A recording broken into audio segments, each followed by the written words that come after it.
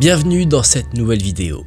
La première vidéo de l'année, d'ailleurs j'espère que vous avez passé de bonnes fêtes de Noël, un bon nouvel an. Je vous souhaite une très belle année 2025 et j'espère qu'elle vous apportera tout ce que vous attendez. Pour ma part, je vais continuer à vous faire des belles vidéos, en tout cas j'espère. Pour cette nouvelle année, on va commencer par nos classiques, les fameuses threads d'horreur de Reddit.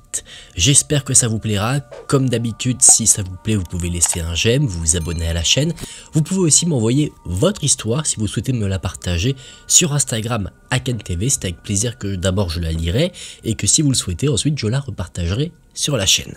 Si vous êtes maintenant bien installé, on est parti pour découvrir ensemble ces 5 threads d'horreur de Reddit.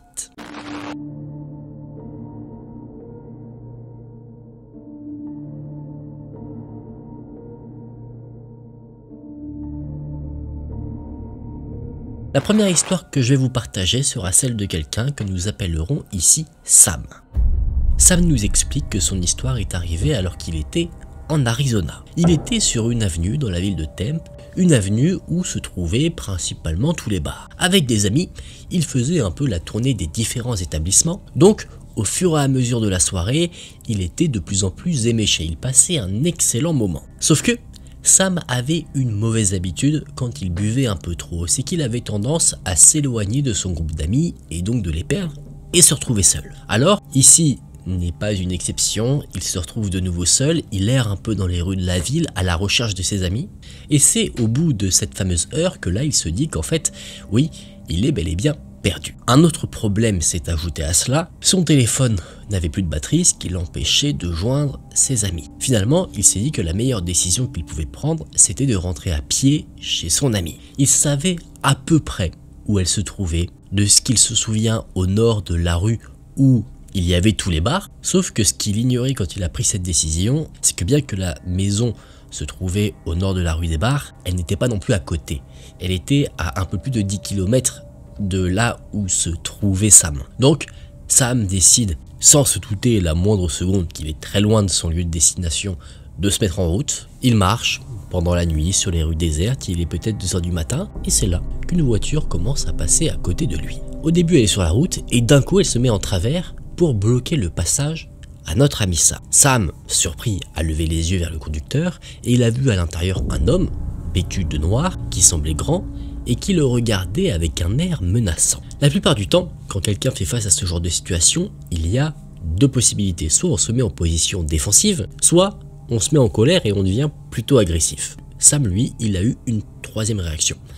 Il était tellement bourré qu'il ne s'est tout simplement pas rendu compte qu'il avait en face de lui quelque chose de dangereux. D'ailleurs, il lève la main vers l'homme et il fait « Salut, ça va ?» Et l'homme, lui, en face de Sam, l'a regardé avec un air très confus. Il ne s'attendait très probablement pas à la réaction du jeune homme ici. Après cela, l'homme dit quelque chose que Sam ne comprend absolument pas, donc il lui demande de répéter. Et en fait, il demandait simplement où Sam se rendait. Sam a répondu, très honnêtement, qu'il ne savait pas où il allait, qu'il allait chez un ami mais qu'il n'était même pas sûr de prendre la bonne direction. Et l'homme a proposé donc à Sam de rentrer dans sa voiture. La situation semble puer un petit peu. Mais pas pour Sam. Sam, il se dit, ok, c'est cool. Donc, il va côté passager du véhicule, il ouvre la portière, il n'a absolument pas du tout d'instinct de survie à ce moment-là. Une fois dans le véhicule, là, Sam peut voir un peu plus à quoi ressemble l'individu qui le prend du coup en stop. C'était un homme qui avait des tatouages, qui avait une main un peu bandée, comme s'il s'était blessé, et coincé dans son pantalon, il avait une arme à feu. Notre ami complètement ivre n'a pas encore vu là une situation de danger. L'homme lui a demandé des indications pour le ramener, et Sam les a données. Et pendant le trajet, l'homme et lui ont discuté. Lui, Sam était très détendu et il se souvient pas forcément très bien de ce qui a été dit parce que ce qu'il écrit c'est après la fameuse soirée, donc quelques éléments se sont perdus dans les souvenirs, etc.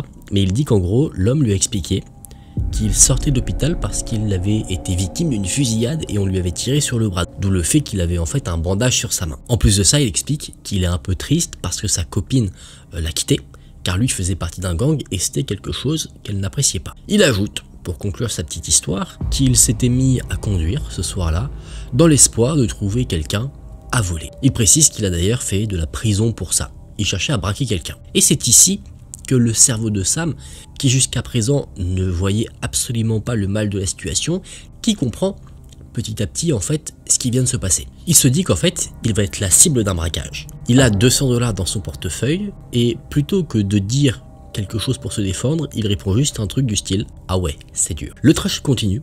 Sam et l'homme parlent de choses et d'autres. L'homme dit qu'il voulait devenir rappeur. Sam lui essaye de le mettre un peu dans sa poche en disant qu'il devrait foncer pour ce projet, etc. 15 minutes passent à peu près. Et là, la voiture arrive devant le domicile de l'ami de Sam. Généralement, ce que les gens auraient fait encore une fois, c'est remercier l'individu et partir rapidement. Sauf que Sam, lui, encore une fois sous les effets de l'alcool, se sent redevable maintenant. Donc il propose à son chauffeur particulier de venir dans le domicile, passer pour fumer un petit peu. Les amis du jeune homme, eux, étaient déjà rentrés, ils se demandaient où il était passé, et naturellement, ils ont été assez surpris de le voir arriver avec quelqu'un qu'ils ne connaissaient pas et qui n'a pas un look non plus super rassurant. Tous ont parlé un peu ensemble, ils ont passé un pas si mauvais moment d'ailleurs, et ensuite l'homme est reparti. Il n'y a eu absolument aucun incident. Avec le recul, Sam se dit que cette fameuse soirée aurait pu très mal tourner pour lui, parce qu'en fait, c'est sûr et certain que de base, Sam devait se faire braquer par le fameux mec qui l'a ramené. Sauf que son comportement a tellement surpris probablement le mec qui était au volant du véhicule qu'il l'a dit « Vas-y, je vais te ramener chez toi ». C'est fou comment, dans cette histoire, vraiment Sam aurait pu potentiellement être blessé, peut-être être frappé. Dans le pire des cas, on aurait pu lui tirer dessus, il aurait pu peut-être mourir, ça je ne sais pas, c'est très extrême, mais peut-être. Et au final, la soirée a pris une tournure incroyable parce qu'il a été juste cool avec le mec. Bon, personnellement, je ne vous recommanderais pas de faire ça. Si jamais vous êtes braqué, je vous dirais pas commencer à faire copain-copain avec lui. Mais cette histoire, elle a été tellement cocasse que j'avais envie de vous la partager pour ouvrir un peu la vidéo. Dans ce nouveau témoignage, je vais vous partager ce que nous raconte quelqu'un que nous appellerons Chloé. Son histoire se déroule entre 2020 et janvier 2022. Pendant ce temps-là, Chloé avait passé du temps dans son appartement. À l'époque, elle avait 21 ans, elle vivait avec son petit ami qui plus tard est devenu son mari, qui lui était âgé d'1 an de plus qu'elle, 22 ans. Ils avaient emménagé dans un appartement qui était au rez-de-chaussée, c'était pas dans une résidence universitaire ou quoi que ce soit, quelque chose de très classique. Et au début, le couple a emménagé avec un chat, et étant amoureux des animaux, ils ont décidé de prendre un autre chat, mais aussi un chien. L'appartement était situé dans un logement du style duplex. C'est-à-dire que dans le bâtiment, il n'y avait que 4 logements, 2 en bas et 2 à l'étage. Et le couple occupait l'un des appartements au rez-de-chaussée. Il donnait directement sur un cimetière. D'ailleurs, c'était une situation assez particulière qui leur donnait l'occasion de faire des blagues parfois en disant que c'était sûr qu'ils ne pouvaient pas se plaindre des voisins par rapport au bruit qu'ils faisaient. Mais à un moment donné, eh bien leur blague, c'est, si on peut dire ça comme ça, retourner contre eux. La première fois, ils ont eu un problème avec leur voisin qui vivait au-dessus d'eux. La première fois, un soir, un voisin est sorti de chez lui et il a commencé à taper à la porte de l'appartement du couple pendant 10 minutes. Il tapait tellement fort que les murs du logement tremblaient. Et le couple ne savait pas ce qu'ils avaient pu faire de mal pour avoir un tel déferlement de violence. Est-ce qu'ils avaient fait un peu trop de bruit? Mais pourquoi? Il l'ignore. Mais son voisin, en tout cas, à chaque fois, tapait sur la porte pour exprimer son mécontentement. Il ne disait sinon rien du tout, il n'a pas laissé un mot ou quoi que ce soit. Le temps a passé un petit peu, le couple, lui, s'aimait de plus en plus, donc à un moment donné, il y a eu le moment du mariage. Et Chloé a dû prendre un vol pour aller à son mariage. Nous sommes la veille de cette fameuse journée, futur mari et future femme avaient passé la journée au travail et le soir, avant les festivités, ils se sont dit qu'ils allaient se faire un petit resto. Ça devait être une soirée pour eux agréable, la dernière en tant que fiancée, et en rentrant, Chloé a commencé à paniquer. Rien de dramatique, c'est juste la pression du mariage, le stress quand on a envie que tout se passe bien, elle faisait une fixette et une crise d'angoisse sur ses bagages. Son fiancé essayait de la calmer, mais c'est là que le voisin a fait son retour. Il est descendu et il tapait vraiment très fort sur la porte d'entrée et cette fois-ci il disait qu'il trouvait ça inacceptable que Chloé et son fiancé aient fait autant de bruit toute la journée. Mais le problème, c'est que toute la journée il n'était pas là. Le fiancé, en colère quand même de mettre ce petit nuage noir avant le fameux mariage, est allé voir le voisin pour mettre les points sur les virgules et les barres sur les T. Et en fait il a découvert que le problème venait d'un arbre à chat que Chloé et son fiancé avaient chez eux. Il était collé à un mur et du coup quand le chat s'en servait, ça tapait sur le mur et c'était ce bruit-là qui agaçait le voisin, donc l'arbre à chat a été déplacé. Le temps repasse, le mariage se passe, l'amour est au rendez-vous, tout le monde est heureux et après le mariage vient la lune de miel. Le couple rentre après ce petit voyage, il n'y avait rien qui pouvait tacher ce bonheur, enfin peut-être que si. Des mesures avaient été mises en place avec le voisin. Le fiancé, maintenant mari, avait essayé de faire un peu copain-copain avec lui, afin que plutôt que d'aller taper à la porte quand il avait un problème, qu'il envoie un message, donc ils se sont échangés leur Discord. Sauf que, bien qu'ils avaient acté le fait de passer par un système de messagerie et pas par un système de tape sur la porte, le voisin lui a décidé de reprendre l'ancien moyen de communication et donc de taper encore une fois sur la porte. Chloé n'en pouvait plus, donc elle a même appelé les propriétaires de l'immeuble pour signaler quand même que le voisin était très irrespectueux, qu'il faisait des nuisances, même si on lui en parlait. Mais il se trouve que les propriétaires qui vivaient dans un des appartements à l'étage prenaient la défense du voisin. Donc le couple commence à se retrouver assez seul dans cette situation. On arrive maintenant à la fin de l'année 2021. Chloé, elle, vivait dans une peur constante. C'est vraiment plein d'événements qui se sont passés au fur et à mesure du temps qui maintenant l'atteignent réellement. Elle a peur que le voisin descende encore et encore, mais d'un autre côté, elle n'a pas vraiment envie de quitter son logement parce que elle a quelque chose de plutôt cool, bien, pour un prix très raisonnable. Et c'est là que la vie doit en plus encore changer. Son mari a reçu une promotion l'obligeant à déménager assez loin. Donc Chloé va le suivre et elle était restée sur place pour justement emballer des affaires. Se retrouvant donc seule pendant beaucoup de temps, elle faisait tout pour éviter les conflits. Elle mettait des écouteurs pour ne pas qu'on entende de la musique de l'extérieur, elle fermait les portes doucement, elle faisait, vous l'avez compris, extrêmement attention. Et une semaine avant le fameux déménagement, lors d'un jour où Chloé avait passé sa journée à mettre des cartons dans le camion de déménagement, en rentrant, elle a décidé de passer l'aspirateur, elle va rendre l'appartement, donc c'est normal, et elle le fait avec ses écouteurs. Et dès qu'elle a fini de passer l'aspirateur, qui est venu taper à la porte d'entrée violemment? Le fameux voisin. Sauf que cette fois-ci, il ne hurle pas qu'elle fait trop de bruit, il hurle qu'il veut la tuer. Dans le logement, c'est la panique. Même les animaux, tellement les cris sont violents, c'est difficile d'imager ça, sont apeurés, les deux chats et le chien. Chloé, elle ne sait pas quoi faire, elle appelle donc sa mère qui lui dit d'appeler la police. La police a été contactée et une patrouille est envoyée extrêmement rapidement. En même temps, il y a menace de mort. Heureusement que la police est rapide à ce moment-là. Le voisin est donc emmené et ne pouvant pas rester, ce qui se comprend, dans cette situation d'angoisse dans ce logement, Chloé a passé la nuit chez une amie. Chloé a décidé ensuite de partir plus tôt que prévu, de déménager, et alors qu'elle était en route, elle a reçu des nouvelles par rapport au fameux voisin. En fait, le voisin avait un problème sérieux, c'est qu'il était atteint de démence.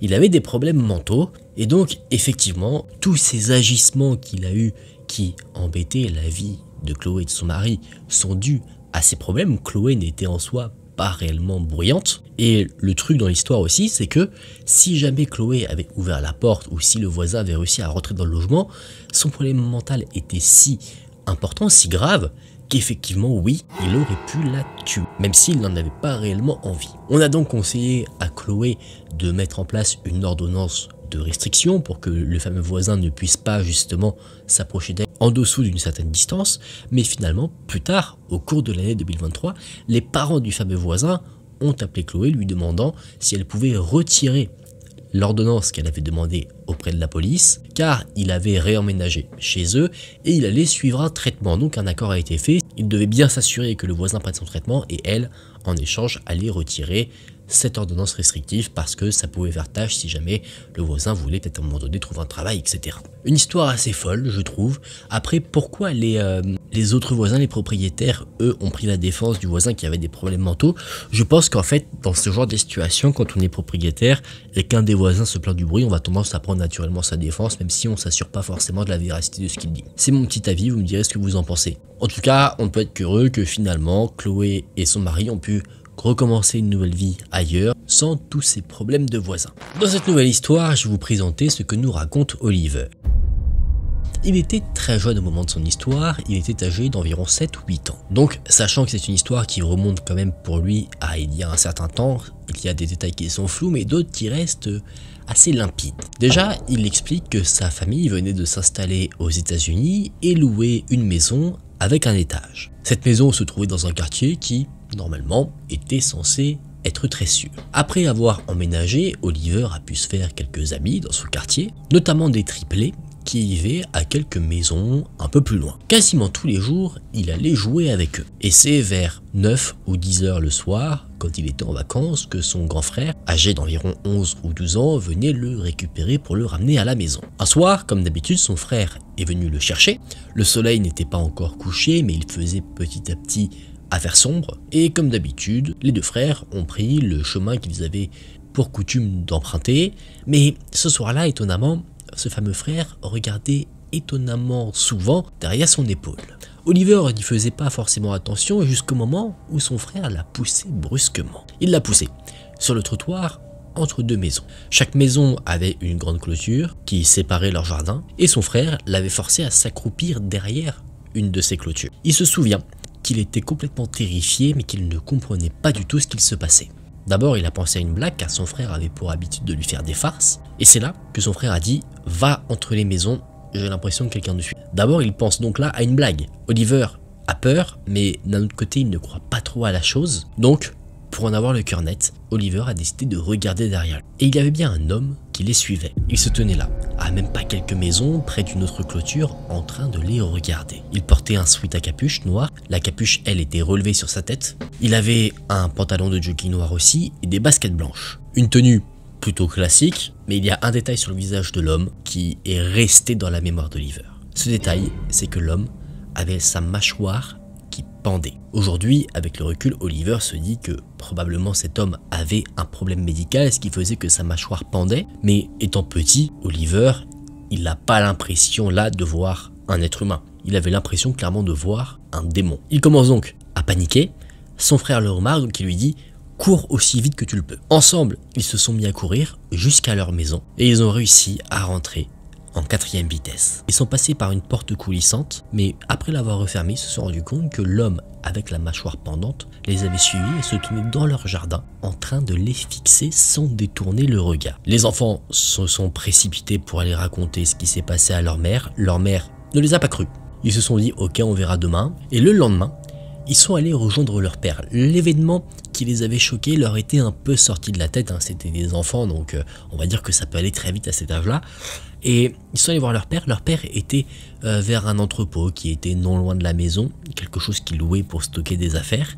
Et en arrivant sur place, les enfants ont vu qu'il y avait la police. Et le père a expliqué que c'était lui qui avait appelé la police. Et les voitures de police sont là, autour d'une camionnette blanche garée près des bois.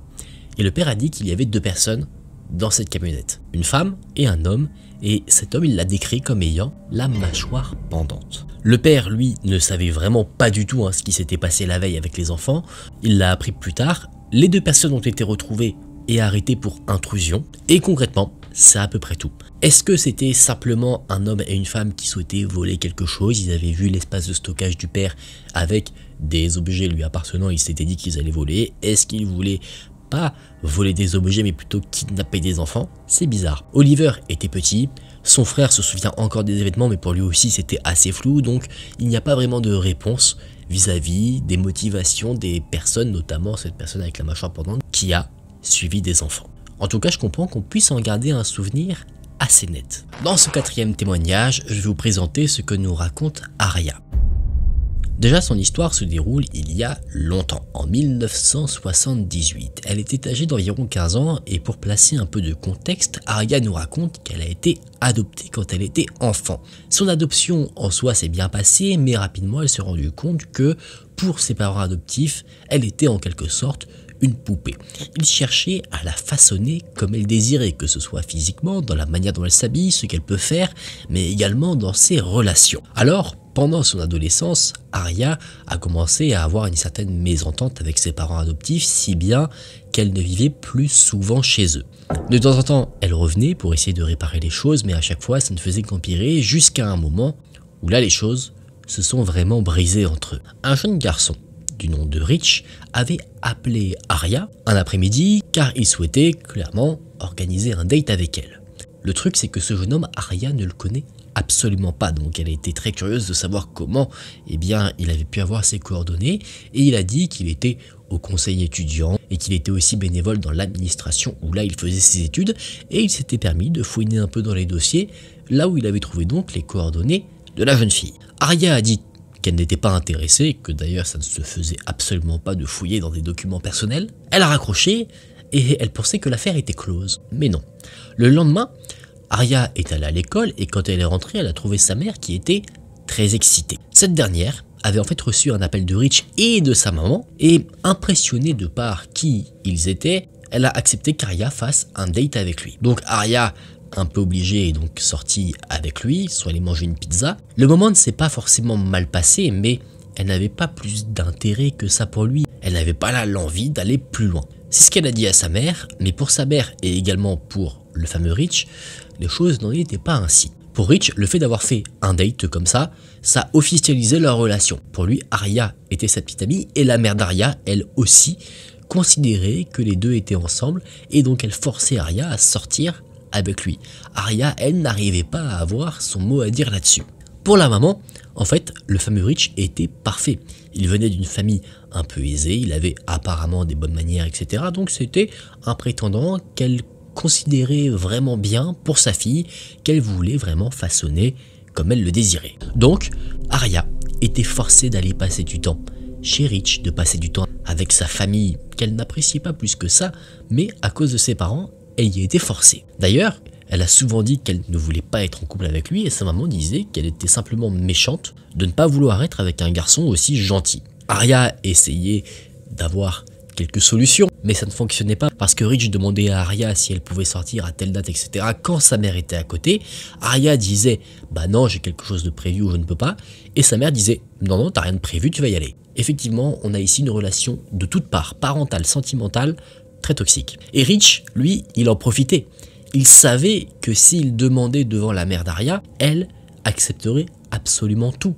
Il ne lui demandait jamais quand Arya était seule, car il savait qu'elle allait se prendre un refus, et ayant compris ça, il le faisait tout le temps. Et il se disait pas, bon, peut-être qu'elle ne veut pas être avec moi, mais je vais lui montrer toutes les meilleures facettes de ma personnalité. Pas du tout. Il critiquait la manière dont Arya s'habillait, la manière dont elle se maquillait, et quand Arya en parlait à sa mère disait, ah bon, il n'aime pas ton maquillage, bah va te laver le visage. Et c'est Noël qui a été la pire période pour Arya. Rich a fait une liste précise de ce qu'elle devait acheter pour lui et sa famille, des trucs qui valaient un peu cher, quoi, des beaux cadeaux, alors que lui, pour elle, il a acheté une boîte de tampons et un t-shirt de foot alors qu'elle en avait absolument rien à cirer. Concrètement, Arya se faisait harceler et ses parents aidaient son harceleur à la harceler encore plus. N'en pouvant plus, car à force de parler avec sa mère et ses parents en général, elle a compris qu'en gros, pour eux, Rich et elle allaient se marier et ensuite il pourrait décider de sa manière de penser, encore une fois, de sa manière de vivre et tout. Donc elle a explosé, elle est partie, d'abord dans une autre ville, elle a changé de numéro, etc. Sauf que ses parents, parce que bien qu'elle a vécu des choses difficiles avec eux, ça restait ses parents, même adoptifs, donc elle avait du mal à couper vraiment le cordon. Ses parents ont donné ses nouvelles coordonnées à Rich, et là elle s'est dit ok c'est bon, si je veux m'en sortir il faut que je coupe les ponts avec tout le monde. Elle a donc redéménagé, rechangé de numéro, et là cette fois-ci elle n'a rien communiqué avec ses parents. Elle arrive à s'en sortir à un prix quand même douloureux, même si c'est sûrement un mal pour un bien, et on peut espérer qu'aujourd'hui Arya puisse vivre une vie beaucoup plus sereine et qu'elle puisse pleinement décider ce qu'elle veut faire de sa vie. Dans cette dernière histoire, je vais vous présenter le témoignage de quelqu'un que nous appellerons Patrick. Patrick nous dit que son histoire se passe quelques semaines à peine après la naissance de son petit frère. La famille avait emménagé depuis peu dans une maison où il y avait un sous-sol qui était constamment fermé à clé. Cette pièce était si futile, si inutile, que Patrick ne savait même pas en fait ce qu'il y avait à l'intérieur. Il a toujours supposé qu'il y avait peut-être les compteurs d'électricité, ce genre de choses, rien de bien intéressant. Et d'ailleurs, la pièce était si petite qu'on ne pouvait rien faire dedans. C'était un petit local où on pouvait stocker des trucs, mais on ne pouvait même pas s'allonger par terre tellement c'était petit. Nous sommes donc un week-end, les parents de Patrick étaient partis, laissant donc Patrick, sa grande sœur et son petit frère, âgés de quelques semaines, dans la maison. Les parents faisaient suffisamment confiance à leurs enfants pour s'occuper d'eux-mêmes, et donc profitant que les chats ne soient pas là pour danser, la sœur de Patrick a dit qu'elle, le soir, allait partir, sortir un petit peu avec des amis, et elle comptait rentrer assez tardivement, vers 4 ou 5 heures dans la nuit. Donc Patrick, lui, devait s'occuper de son petit frère. Lui a passé une petite soirée tranquillement, il a regardé un film, après il a couché le petit, et une fois le petit couché, il s'est mis, un petit qui était d'ailleurs très calme, il est allé regarder un nouveau film, et là il s'est endormi devant. Et c'est vers minuit, donc 2 ou 3 heures après s'être endormi, que là Patrick s'est réveillé. Il entendait des bruits assez bizarres venir de l'étage. D'abord il s'est dit que c'était des voisins, ils étaient souvent bruyants, les murs étaient fins, mais c'est en regardant l'heure que là il s'est dit qu'il était un peu trop tard pour que ce soit les voisins. Il a donc décidé de se lever et d'aller vers l'escalier pour mener l'enquête. Et c'est quand il s'est apprêté à monter la première marche de l'escalier qu'il a entendu un bruit métallique. Ce bruit était comme celui d'une clé qui tombait sur le sol. Et ce bruit, il en est sûr, venait de la pièce du sous-sol, celle où il n'allait jamais. Patrick a pris son téléphone, il n'a pas pensé à appeler la police, il a d'abord envoyé un message à ses amis pour leur dire ce qu'il se passait. Et heureusement, un de ses amis a eu une idée ingénieuse, c'est d'appeler la police à sa place. Pendant ce temps-là, lui, Patrick, entendait la porte de la salle de bain claquer. Et il savait que c'était cette porte-là parce que la porte faisait un bruit assez particulier quand elle était fermée, un bruit très reconnaissable. Et c'est là qu'il pense à autre chose, il se dit, il se passe des trucs bizarres dans ma maison, mais j'ai mon petit frère qui dort à l'étage. Donc il se précipite pour aller voir si tout va bien, et heureusement, le bébé va bien. Notre ami, il ne sait pas dans quoi il est. Donc sans s'attendre à quoi que ce soit, il va vers la porte de la salle de bain, et cette porte était une porte qui se fermait vers l'intérieur. Donc il a décidé de l'ouvrir violemment, comme ça si quelqu'un était dans la salle de bain, il aurait pu le surprendre. Et c'est le cas. En ouvrant la porte, il entend un homme hurler. Il ne voit pas grand chose, il sait qu'il y a quelqu'un, il la referme tout de suite et il la maintient, il la laisse verrouiller pour que l'homme ne puisse pas s'enfuir. Sauf qu'il entend un bruit d'une fenêtre qui casse. Patrick comprend que l'homme a cassé la fenêtre de la salle de bain pour sortir par là. Et donc concrètement, il s'est créé une issue pour partir. Patrick, complètement apeuré maintenant, sachant qu'il sait maintenant qu'il y avait bien quelqu'un, va chercher son petit frère et il se précipite dans la cuisine. Il remarque là où il y a des couteaux qui étaient posés que l'un des couteaux est manquant. Il en prend un autre et il se coince dans un coin du salon. Couteau à la main, l'enfant dans ses bras, complètement en larmes. Peu de temps après, la police est arrivée. Patrick leur a ouvert la porte et les policiers se sont donc lancés dans une inspection de la maison. Ils ont confirmé que la fenêtre de la salle de bain avait bel et bien été brisée, il y avait du sang sur le sol. Mais la découverte la plus horrible, c'était pas vraiment ça. C'était ce qui a été découvert dans la fameuse pièce du sous-sol. Il y avait des couvertures et des boîtes de conserve. La police en est sûre. L'homme qui s'est enfui du domicile vivait déjà dans la maison depuis plusieurs jours. Cet homme n'a ensuite pas été retrouvé. Il ne semble pas être revenu. Comment il est venu de base dans la maison? Aucune idée. Est-ce qu'il était là avant que la famille emménage ou est-ce qu'il est venu après? C'est l'incompréhension. Patrick n'en a absolument aucune idée.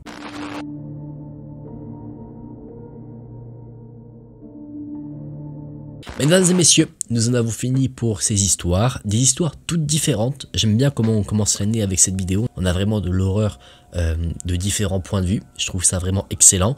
Heureusement, toutes les personnes qui ont vécu ces histoires vont bien. J'espère en tout cas que ces histoires vous ont plu. N'hésitez pas à me dire en commentaire ce que vous en avez pensé. Si vous avez passé un bon moment, je vous invite à laisser un j'aime et à vous abonner à la chaîne. Vous pouvez aussi me rejoindre sur Instagram si vous en avez envie. Si vous souhaitez suivre les aventures hors de la chaîne, m'envoyer votre histoire, etc. Voir aussi beaucoup de photos de mon chat. Quoi qu'il en soit, merci d'avoir regardé la vidéo jusqu'à la fin. Moi, je vous dis à très vite dans une prochaine vidéo. Prenez soin de vous, c'était Aken.